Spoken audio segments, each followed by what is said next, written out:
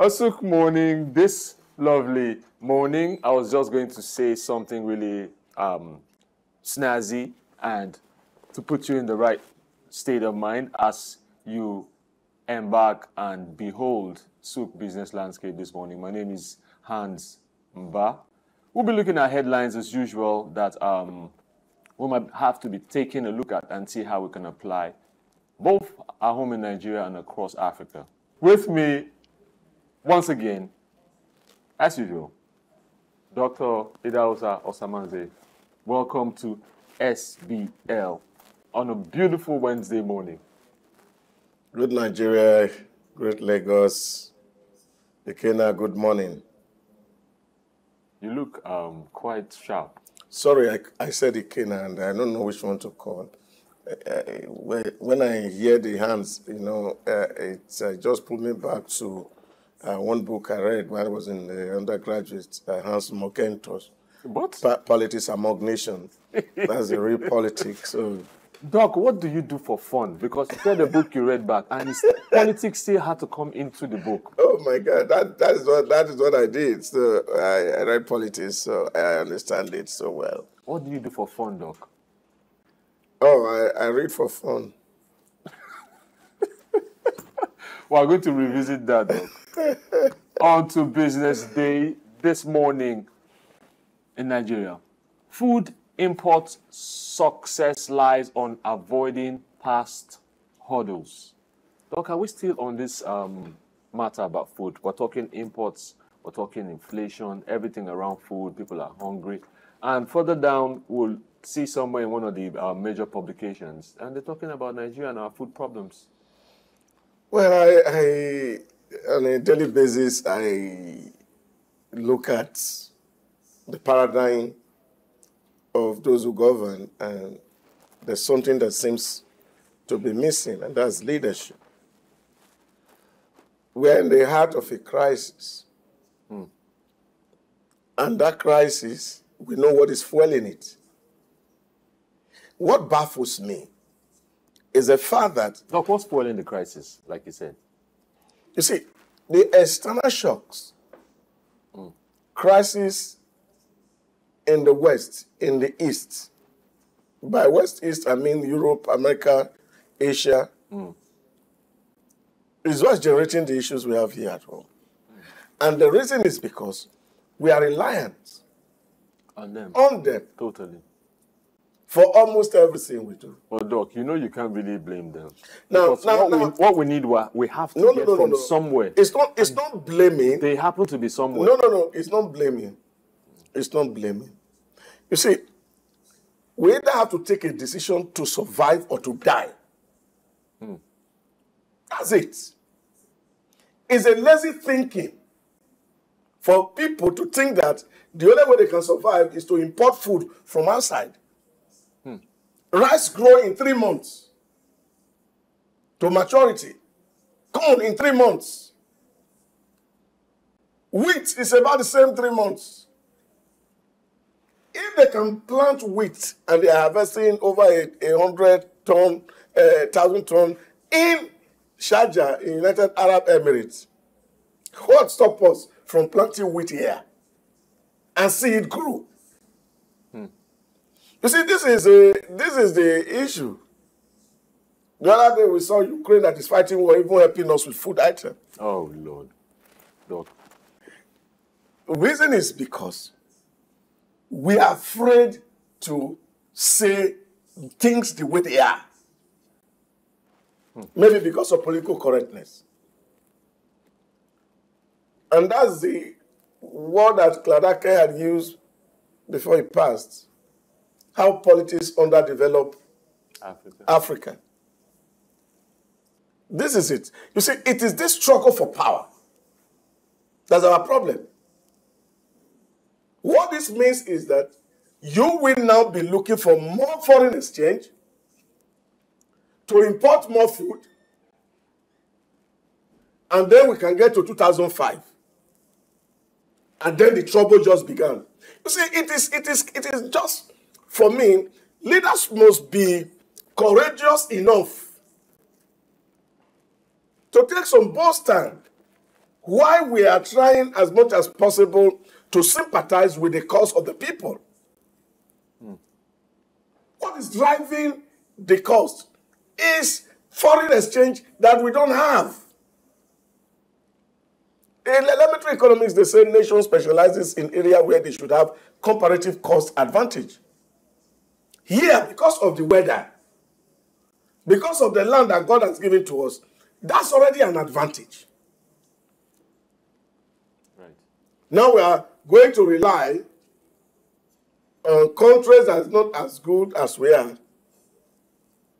to buy food. Do people who are even thinking and contemplating this realize that those who are at the bottom rung of the ladder cannot really afford the food? That story for another day, Doc. Yeah, but that's what we are in. It's horrible. How can we be at this age be talking about food imports? Our legs are not amputated, our hands are not cut. So it's a tragedy as far as I'm concerned. It is, Doc. And I really didn't think we were going to get to this route again. You see, if after 8 years, and government has put so much money to see how we can grow food, and yet we are not growing food, then the system must find a way to study and see what's really responsible. You can never really overlook the part that insecurity plays. It's still persistent. You see, that's what I'm saying. Many of the farmers have left their farms for such a long time. That is a layman argument to the fundamental problem that we face. Insecurity? You see, as a matter of fact, it is the same laziness that's actually fueling the insecurity, where people are not willing to work. That's what it is. So we must tell ourselves some very brutal truths if we must make progress as a nation. Who are the people responsible for the insecurity? Are they not our children? Yes. Did they import them from elsewhere? Well, there's also talk about that. You see, forget all the stereotyping of what they call Fulani Espen and the rest of it. If there's trouble in the South-South, the people responsible are people from South-South. They are not imported. If there's crisis in the Southeast, the people responsible are people in the Southeast. Nobody is coming from anywhere to come and trouble anybody. Nigeria must tell themselves simple truths. And this is the only way to move forward. So we are just hanging at the back of insecurity. And therefore, we can do nothing. When the security come to the city, all the places that they have ransacked and bomb people, are people still not living there today? Is it only farm that this security say people cannot farm? That's the point. I saw a man the other day, we were in Morocco, and he was telling me how he did over 300 bags of beans in Baga in Borno State. And the man is from Southeast. And you are talking about, what's the meaning of insecurity in the first place? Let's address the issue of laziness. If you go to my community now, you will find young people, because all of them are in the town, they have no job, it's not insecurity that drove them. It's the false hope of education. That's our problem. That we have told ourselves that the only way people can live a good life is until they go to university and have more certificates. And now we are raising graduates who cannot read and write. And they are all in the street with certificate looking for a job they cannot find. And somebody is arguing insecurity. We must tell ourselves only truth. Those days in the 70s when you have people in the village who were farming, we were having food. That's what people should realize. Those days you are in the city, your father brings food for you in the city. Now your father is dead, he can't bring food for you. Who is going to do the farm? And you are in the city. That's the source of our hunger. Because we have not been able to understand that, you see, there's a way in which caste system work in India. For example, when you say if you are a teacher, your children aspire to be teacher. If you're a farmer, your children aspire to be farmer. So they are filling the gap. process of socialization. That has broken down in most of African countries. So people can sell their parents' house. In the early 2000s, that was happening all over in our state. People sell their parents out to travel to Italy to go and look for cheap money. That's where we are, and that's where we have found ourselves. And this truth we must tell, so that we don't continue. Because what this means is that by the time you start to bring in food, you are looking for more foreign exchange. Mm-hmm. There's going to be more pressure on foreign exchange because it's floating, the law of demand and supply. Maybe we go back again to ways and means, and then government start to print money. And prices will definitely go up. That will worsen the situation and the predicament that we are in. We need them. Let government take the bold initiative to ensure that those in the Ministry of Agriculture should be made to do agriculture. So these are the issues. Right. Where we fund research and see how can we get corn to grow in less than 3 months. Quicker. More research. And I think that's where we should be really focusing. But you see, we keep adding bureaucracy on top of bureaucracy, and the things that we need to do, we don't do. Yesterday I read somewhere that, they've created a new ministry of livestock. That doesn't work. You just took the words from my head right now. So it's quite amazing the way we think this part of the world. And I think that people have to be really, really more proactive in terms of solving problems. Because if we say, okay, we want to cultivate, government can take the initiative. All this money that we are wasting in the name of social services. We can approach a state, take for example Niger State, where there is farm. Land everywhere. And government can take huge hectare of land and say we are farming rice. And then we get all the security apparatus in Nigeria to govern that farm. In 3 months, won't we be eating rice? Right. So it's unfortunate. But Doc, something you said that always I'm particular about personally, when you say research to grow corn or any of the crops quicker, isn't that genetically modified? This is my issue, because it's not natural anymore. That's the fear I have. Why do we have to manipulate or maneuver those things when we can just naturally wait and eat what's available at the time, things that grow quicker in a month, in 2 months, and not want to make maize go quicker? No. I don't think is what science will do is to see what basic nutrients and element does this particular seed need to produce. That's what it calls smart farming today, really. So you have to be able to supply these elements, and they will begin to give you good food. But I'm also happy, really, to see that the First Lady of Nigeria is pioneering by starting a small farm in SOUQ. And she's pushing hard to see every state governor lead by example. There are things we don't need to buy. Is there land in SOUQ for farms? They don't need land. They just need the back of the yard with SOUQ. Is that what you're referring to? People are doing hydroponic agriculture today, really, where they are planting inside the house. How much quantity can you get from inside the house? It has not to do with quantity. If everybody is growing his tomato, that is eating, the commercial value will come down. Correct. Doc, let's move on to the next headline. Hurdles. Lagos governor assures investors of enabling environment and tax harmonization. Tax seems to be a thing that is rampant across board. Why does it seem like tax is the answer to the problems we're currently having, especially when it comes to the bad economy, and we just talked about the food inflation and all that? Why is tax a second burden for the people, and for the government sees it as a plus?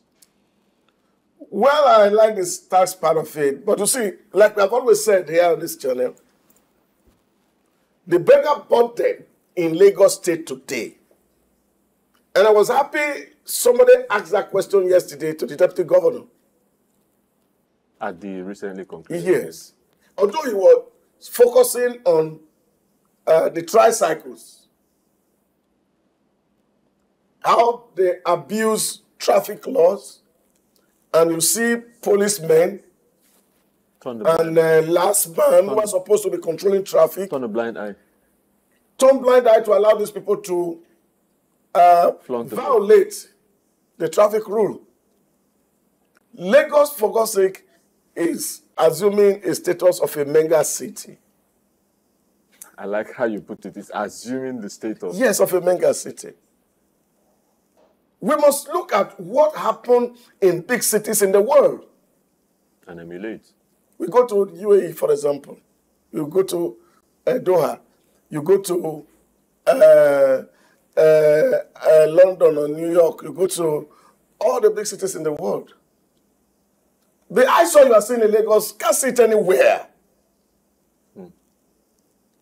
But you see, the deputy governor yesterday was excusing this by saying that, oh, police are trying. You know, the last time they tried to arrest Ikenna Mba, they killed 2 of them. So what that tells me is that government has actually given up, ceded power to non-state actors. And that's quite regrettable. You just go around Lagos and see how the menace of street urchins, area boys, touting in all the motor parks. And street corners too. Everywhere, collecting illegal rents. And state government cannot pay blind eye. If we're asking people to bring money into Lagos State, then we must ensure that Lagos is safe for all. Right. All these people we are empowering in the motor park, we have to put them under the surveillance and control of government. That's the starting point of creating ease of doing business, in my own thinking. You're right. Correct. Next headline, voluntary delisting blurs NGX growth. Delisting of companies? How does that work? Well, I don't think so. I think this is also, again, kudos to the good work that is happening in the Nigerian Security Exchange. Why a company delisted? If you play foul of the law, you get away. True. So that even investors would understand. Because there's no way we can talk about prosperity without corporate governance. Take, for example, about 7 companies recently were suspended on the floor of the trading. Reason is simple. They have not been able to file in their return for the year ended December 2023. This is June. What is delaying the returns? That's a question people should be asking. So if corporations are falling foul of the rule of the game, and I think what the regulatory authority should do is to weld the big stick so that there'll be compliance. I think this is what is happening. So this increases the confidence of even a external investor realizing that if there is an infraction, the system is ready to punish such infraction. It makes investors confident. It will grow the confidence of investors. Right. That you can't just wake up one morning and you see that all that you are putting is gone. So the regulator is having an oversight to see that depositor money or what they call it, the investors' money is safe with the business.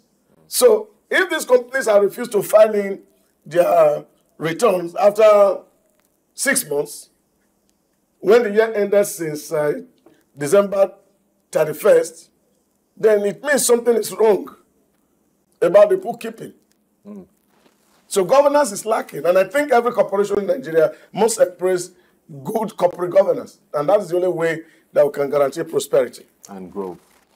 All right, next publication, Business Daily. We're looking at Kenya. Economic backlash widens over finance bill tensions. Look, this is going on and on. Shouldn't they have put an end to or stopped this? If it's cancelled, it's cancelled. It's gone, it's gone. Why does it have ripple effects on what's happening? You see, you have to contextualize it. Okay. When Ruto came, he has made so much promise to the people in Kenya. And it was when he would do so much. Sounds familiar. Oh, yeah. Yeah, you have made those promises. Now, it's not just enough to make promise. You have to walk the talk. So strategy has to be in place. And this is a question that Nigerian, African voting public don't ask. How? Yes, when politicians come and say, oh, if you elect me your leader, this thing in 1 month I will do it. I'll put AC on your streets. But nobody asks the question, how are you going to do it? Where is the money going to come from? So they end up lying to us over and over and over. And this is what politics has done to the world. It's not just here. It's everywhere. People are not asking the right questions.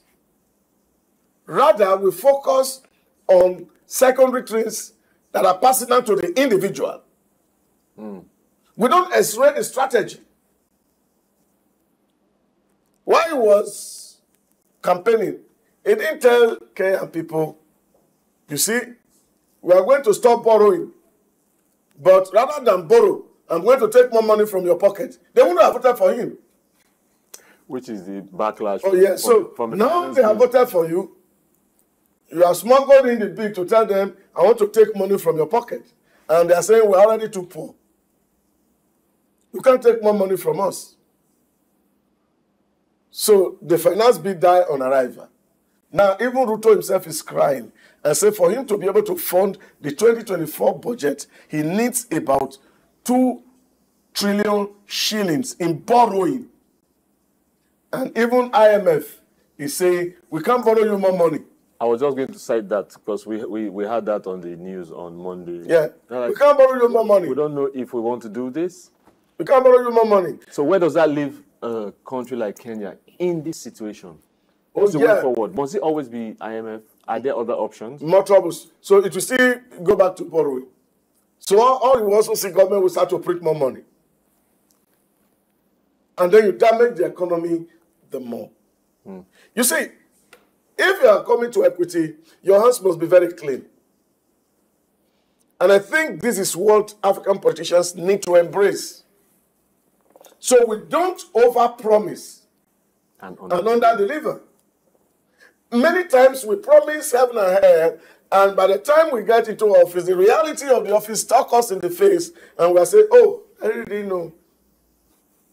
If this guy was not doing well, and you say you want to unseat him, then you must come with a credible plan of what you want to do.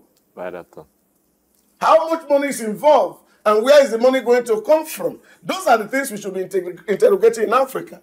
So that those who elect to run for offices, to govern the majority of us, we have to ask them questions. If this man cannot face it, what magic wand are you bringing on board to solve the problem? So that we don't have to live in hope. And then we get into office and things are getting bad as it is in Kenya today. Things go crazy.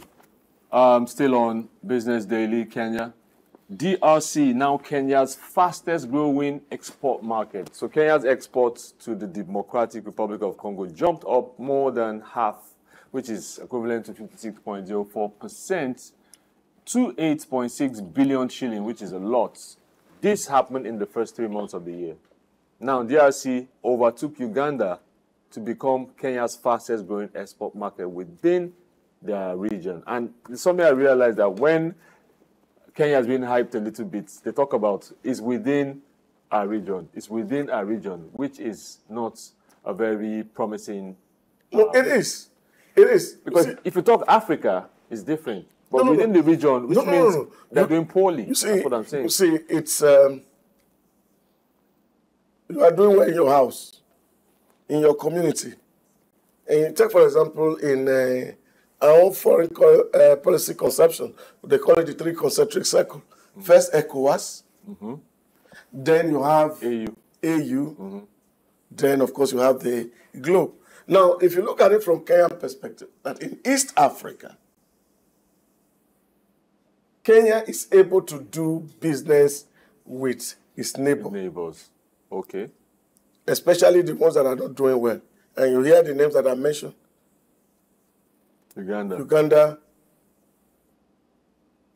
Sudan. So these are the people who are in Uganda. There's over-corruption. And then you get to the other side, there is absolute insecurity. So at least Kenya have something to sell. But you will see that they're dominating this the East African region. Yes. region. The communities around there. Yes. So they are still leader in East Africa. Yeah, of course. Amongst about 6, 7 countries? 6 countries. And even in terms of Africa, the Kenya economy is not as bad because it's also really in the first 7 countries in Africa. So which means they're also doing, at least, it's not all bad news from Kenya. We also have good news, at least, that they are doing more with their brothers in the East Africa. All right. They can extend that to both South and well done, Kenya. North Africa.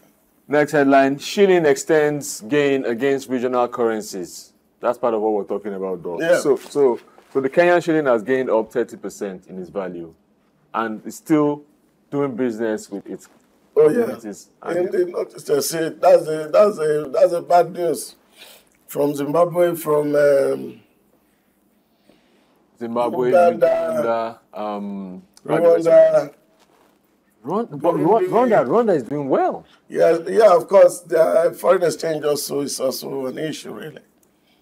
Okay, we're on to London. And talking Rwanda again, and we saw the new Prime Minister saying, "Oh, we have to step aside some things that were entered into," and now we're seeing that agreement of asylum transfer under Labour in UK without natural death. It was unfortunate that they couldn't pull it through. The Conservative couldn't pull it through because of a legal tussle. And now the coffin has been nailed. No, that seems to make you happy. All right, we're on to London. Financial Times. Saudi Aramco has always been on our show, by the way. Saudi Aramco bets on petrol forever by backing fuel engine maker Horse.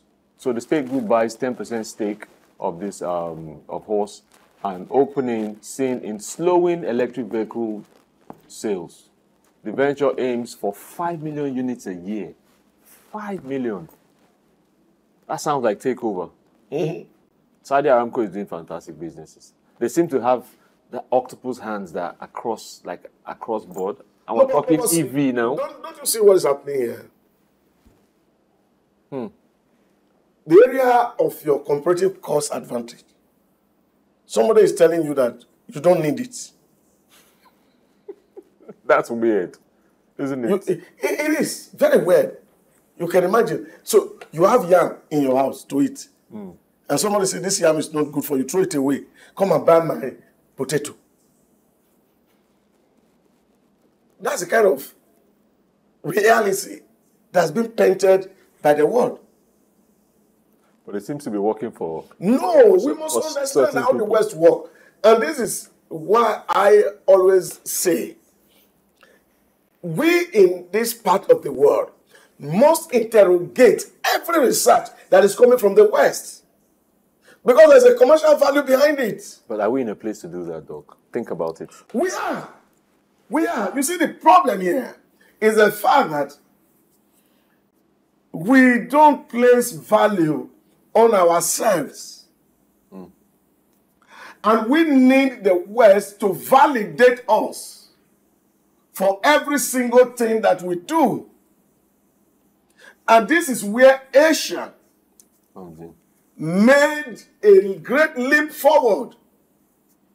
Standing alone, too. Mao Zedong closed his border, sea, land, air, to the world for 30 years.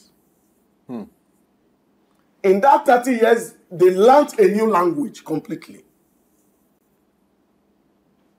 This current Chinese you see now everybody speaking was not the Chinese everybody used to speak. Mandarin. They learned a new language. And you can see the rate at which China is growing. They looked inwards. Because they are not allowing the West to determine how they live. New language, new clothing, foods, natural medicine. Oh, everything. Look at Singapore. Lee Kuan Yew deliberately close up and say, well, we want you to come. There were nothing that the press in the West didn't write against how autocratic it was. They really never accepted Lee Kuan Yew government until its success became so obvious. So the job was done. Yeah. Now, they were inviting him to Yale, to go to Oxford, to go to Cambridge, to come and teach leadership. So which means that we must not be tied to the apron string of the West if we must grow. So this is what EVs, and this is what Samdi Arako is doing. We will continue to produce fuel vehicle and sell our crude and our petrol. Leave EV. Leave it for us. So this is a way to think. And so that you don't allow somebody, because you don't have the technology, they have devised technology. And don't forget, since the petrodollar crisis in the 1970s, the West has been looking for alternative to petrol. So they can. Yes. May not need. Yeah. Correct. To global open. But they have not been able to do that over the years. Now, they have found a way by coming to tell us what they call climate issues, which they are creating. And they are talking about sustainability, which is a problem that they are creating for every part of the globe. Electric vehicles. And now they are telling you, no, avoid we fuels. don't need to use fuel. Avoid fuels. And yet, they are coming here to dig our ground, to remove lithium, to produce the battery for the electric vehicle. Is this something they are using to power the electric vehicle? Doc, we could go on. We could go on and on. Next headline, shock therapy. Rising prices batter Nigeria. That's what I was talking about. Rising prices batter Nigeria. Prices of food, prices of everything. Prices have quadrupled. I used to think about it doubled or tripled, but it's quadrupled. Something that was going for 1,000 naira is now 6,000 naira. It's simple. Law of demand and supply. How are the down there people going to survive? It's demand and supply. Then you have to create a way to survive. You see, for every adversity, there's always an advantage. It's an opportunity for us to reinvent ourselves and to ask ourselves very basic and fundamental questions. Once we are able to, reevaluate our lifestyles, answer those questions, and determine what is important and what is necessary, then some of all these issues will not be here. And I think that's the way to go. I was overlooking the governor's house, and I saw that they were also making some gardens to plant vegetable. And I said, kudos to the president's wife. At least let every state be able to produce at least vegetable, so we won't go to the market to buy it. That's the starting point. You remember, economy started from trade by barter. All right. I have yam, you have cocoyam. I give you some of my yam, I take some of your cocoyam. Barter. That's barter system. That's how trade started. But people have something at least to trade with. Sorry, that's all we can take on SOUQ Business Landscape. Remember, interact with us on YouTube and across social media. #SBL. Let's keep this conversation going on those internet superhighways. My name is Hans Mba. Thank you, Doctor, for doing this with me. Stay tuned for other programming on SOUQ News Television.